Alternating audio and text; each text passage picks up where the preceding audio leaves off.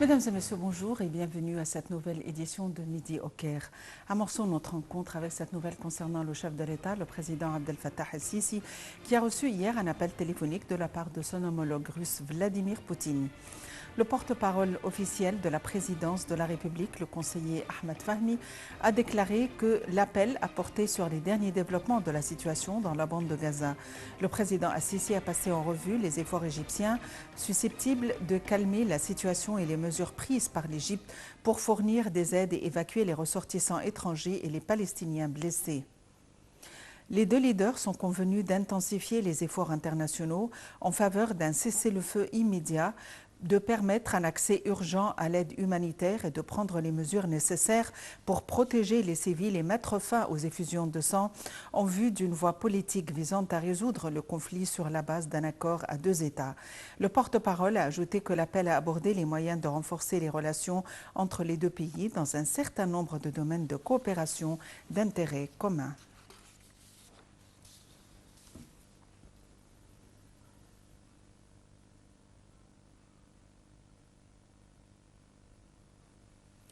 Le président Abdel Fattah el-Sisi a ordonné de fournir 650 tonnes d'approvisionnement alimentaire supplémentaire au peuple palestinien dans la bande de Gaza, et ce dans le cadre du rôle joué par l'Égypte dans la consolidation des frères palestiniens à Gaza à tous les niveaux. Ceci a eu lieu lors de la réunion du président Assisi avec le chef du gouvernement Mustafa Madbouli et le ministre de l'Approvisionnement et du Commerce intérieur Ali El-Misselhi pour suivre les efforts intensifs déployés par le gouvernement pour fournir des produits de base aux citoyens. Le chef de l'État a donné ses directives d'assurer la disponibilité d'une réserve appropriée de produits à l'approche du mois sacré de Ramadan. La réunion a également abordé les efforts visant à avancer dans la mise en œuvre du projet national de création de magasins et d'entrepôts stratégiques et a achevé le projet des silos nationaux afin de garantir des stocks suffisants de produits de base et alimentaires tout au long de l'année. Un premier camion de carburant venant d'Égypte est entré aujourd'hui dans la bande de Gaza pour la première fois depuis le début de la guerre le 7 octobre. Le carburant sera livré à l'ONU pour faciliter l'acheminement de l'aide après que les camions de livraison d'aide du côté palestinien sont à l'arrêt en raison de la pénurie de carburant. L'ONU avait récemment averti que ces opérations dans le territoire palestinien allaient cesser faute de carburant. Un total de 161 camions transportant des aides humanitaires et médicales ont traversé le terminal de Rafah vers Gaza au cours des dernières heures. Entre-temps, quelques 600 étrangers et binationaux ont été évacués de la bande de Gaza vers l'Égypte.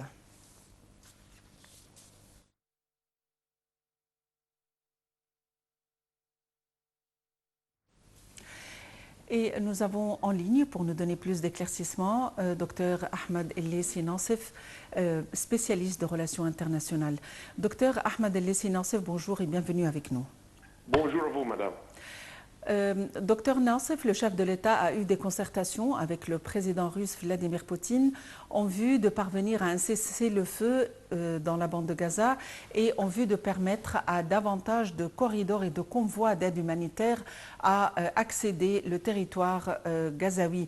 À votre avis, dans quelle mesure les deux pays sont susceptibles de coopérer ensemble de manière à mettre en exergue je ne dirais pas ce souhait, mais disons cette nécessité? Même pour commencer avec, l'Égypte a joué un rôle et continue à jouer un rôle principal pour la cause palestinienne, je pense depuis 1948 jusqu'à aujourd'hui. Et le rôle égyptien devient de plus en plus important avec les massacres qui sont en train de se passer ces jours-ci à Gaza. Malheureusement, les États-Unis, qui est le pouvoir plus grand du monde, n'est pas disons, comment dire, n'est pas très juste, n'est pas très et un peu pro-israélien. Donc, ils sont en train de voir les choses d'un seul côté, ce qui ne peut pas aider à résoudre ce problème. Donc, l'Égypte est en train de se connecter et former un genre d'alliance pour essayer d'avoir un contrepoids pour la direction américaine avec l'autre pouvoir mondial qui est notamment la Russie, pour essayer d'arrêter les massacres et les crimes du guerre qu'on est en train de voir chaque jour, ces jours-ci, de la part du gouvernement israélien contre le peuple palestinien. La situation est dérisoire, il y a une escalade importante et même au niveau des citoyens, au niveau des enfants qui perdent leur vie, au niveau de la destruction. À votre avis, quelle serait, enfin je ne veux pas dire quelle serait est-ce qu'il y a une issue, mais où est la communauté internationale, où sont les instances internationales chargées de limiter et de cadrer cela?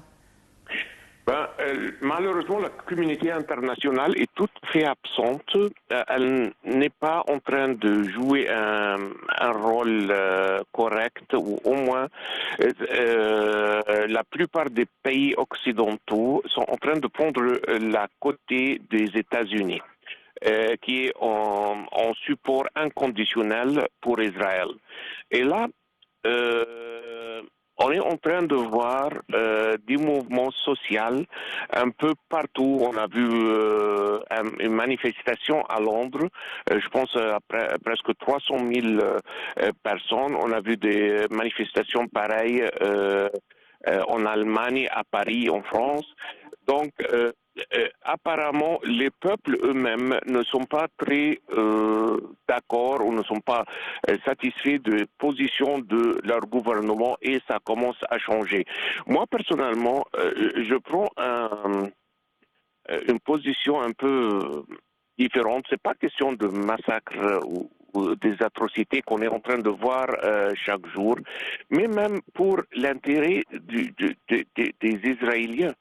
Je pense que ce que les Israéliens sont en train de faire aujourd'hui n'est pas vraiment dans leur propre intérêt et pour aujourd'hui et pour le futur. Parce que si on a presque, je pense qu'on a dépassé les 12 000 morts et presque 25 à 30 000 blessés, ces gens avec toutes les atrocités, avec tout les méchancetés, avec toute l'agressivité qu'ils ont subie, comment est-ce qu'ils vont être, c'est quoi l'état d'esprit qu'ils vont avoir même après que cette histoire finisse. Donc, je pense que Israël, elle est en train de nourrir les extrémistes comme Hamas ou autres, mais ils sont en train de se faire du mal. Parce que je pense que c'est à cause de cette suppression, à cause de cette agressivité que les nombres des extrémistes vont augmenter. Et là, l'État israélien elle-même ne va pas vivre en paix. On ne peut pas avoir le paix par des agressivités pareilles. On est en train les Israéliens sont en train de former des terroristes et là, c'est eux qui vont payer le prix plus cher dans les années qui viennent. Donc, je pense que avant tous et tout, c'est dans l'intérêt de l'État israélien qu'il arrête ce qu'il est en train de faire. Ça, c'est un. Deux, on peut avoir une guerre et ça se passe. Ça, c'est presque, malheureusement, c'est presque normal. Mais viser tous les hôpitaux dans Gaza, qu'aujourd'hui, on n'a aucun hôpital qui est fonctionnaire dans l'état de Gaza, ça, c'est pas une... Docteur Nassef, êtes-vous en ligne? Contre n'importe quelle humanité, on ne tue pas les blessés, on n'attaque pas les hôpitaux. Et ils ont, j'ai entendu plusieurs personnages de leur part qui ont été en train de dire oui, parce que Hamas se cache dans les hôpitaux. On leur demandait plusieurs fois, donnez-nous une seule preuve qui démontrent que Hamas est en train d'utiliser les hôpitaux pour des objectifs militaires, mais aucune preuve a été produite pour prouver ça. Donc, on ne peut pas seulement faire des assumptions et aller tuer des gens, aller détruire tout service sanitaire et humain dans les hôpitaux, et on dit parce que peut-être Hamas vont utiliser les hôpitaux. Une deuxième fois, je pense que le plus grand perdant de ce qui est en train de se passer, c'est l'État israélien et pas les autres. Docteur Ahmed El-Lissi Nassef, vous êtes spécialiste de relations internationales et analyste économique. Merci d'avoir été avec nous aujourd'hui. Il faut dire que la campagne officielle du candidat à la présidentielle Abdel Fattah el-Sisi rencontre le grand moufti d'Égypte, Dr Shawqi Allem, à la maison de la Fatwa. Salih Hamid.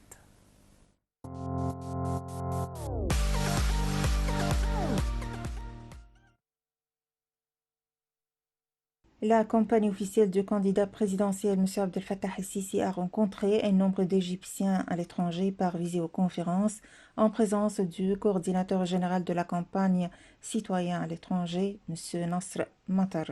Le chef de la campagne officielle a souligné que les Égyptiens à l'étranger représentent la force douce de l'Égypte et que leur dossier est au centre de l'intérêt de l'État égyptien, ajoutant que le candidat à la présidentielle souligne toujours intérêt à travers de nombreuses réalisations qu'il a fournies pour ce dossier, notamment la création des ministères d'État pour les Égyptiens à l'étranger. Au cours de la réunion, le conseiller Mahmoud Fawzi a reçu un certain nombre de questions courantes des Égyptiens à l'étranger et il leur a présenté les réponses requises. De leur côté, les participants ont remercié le chef de la campagne officielle du candidat présidentiel, M. Abdel Fattah el-Sisi, d'avoir répondu à toutes leurs questions, louant ce que l'État égyptien a réalisé au cours des 9 dernières années et sous la direction du candidat, M. Abdel Fattah el-Sisi, non seulement concernant le dossier des Égyptiens à l'étranger, mais tous les dossiers et secteurs en mettant l'accent sur la participation aux prochaines élections car c'est un devoir national. À noter que des représentants des communautés égyptiennes de plusieurs pays du monde ont participé à cette réunion, notamment du Koweït, Qatar, Bahreïn, États-Unis, Royaume-Uni, de la Chine, Oman, de la Jordanie, de la Russie, Australie, la Suède, la Roumanie, la Suisse, les Pays-Bas, du Canada, de l'Autriche, d'Italie, de la France et de l'Allemagne.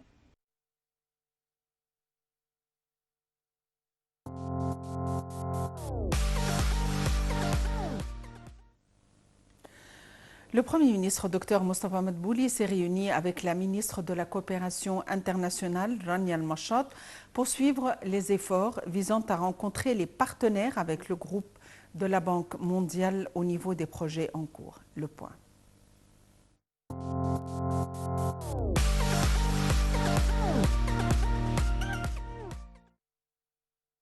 Le Premier ministre Dr Mostafa Madbouli a rencontré la ministre de la Coopération internationale Rania Al-Mashad pour suivre les efforts visant à renforcer les partenariats avec le groupe de la Banque mondiale au niveau des projets en cours et les partenariats futurs à la lumière des relations étroites pour faire avancer les efforts de développement durable, que ce soit au niveau de l'assistance technique ou du financement du développement. Au cours de la rencontre, Mme El-Mashad a confirmé la profondeur et la diversité des relations entre le gouvernement et la Banque mondiale dans les différents domaines de développement qui servent les priorités de l'État, soulignant l'importance de ces rapports dans la mise en œuvre de nombreux projets qui profitent directement aux citoyens. Le portefeuille actuel de coopération au développement entre l'État égyptien et le groupe de la Banque mondiale comprend 14 projets d'une valeur de 6,9 milliards de dollars, a-t-elle expliqué, ajoutant que ces projets sont mis en œuvre dans plusieurs domaines, notamment l'éducation, la santé, les transports, la protection sociale, les énergies renouvelables, le dessalement de l'eau, le logement, le développement local et l'environnement. Madame El Machat, également gouverneure d'Égypte auprès de la Banque mondiale, a passé en revue les projets de développement les plus importants financés par la Banque mondiale et qui s'inscrivent dans le cadre de la vision et des priorités de l'État pour faire progresser les domaines de développement, dont les filets de sécurité et de protection sociale avec le programme Solidarité et Dignité. À cet égard, la ministre a également abordé le programme global de financement des logements sociaux, les services d'assainissement durable dans les zones rurales, outre le soutien au développement local en Haute-Égypte et le développement des petites et moyennes entreprises. Elle a également évoqué les efforts en cours avec le groupe de la Banque mondiale pour étendre le programme Solidarité et Dignité de manière à renforcer les efforts de protection sociale en Égypte, ainsi que le projet visant à développer les logistiques commerciales entre Le Caire et Alexandrie.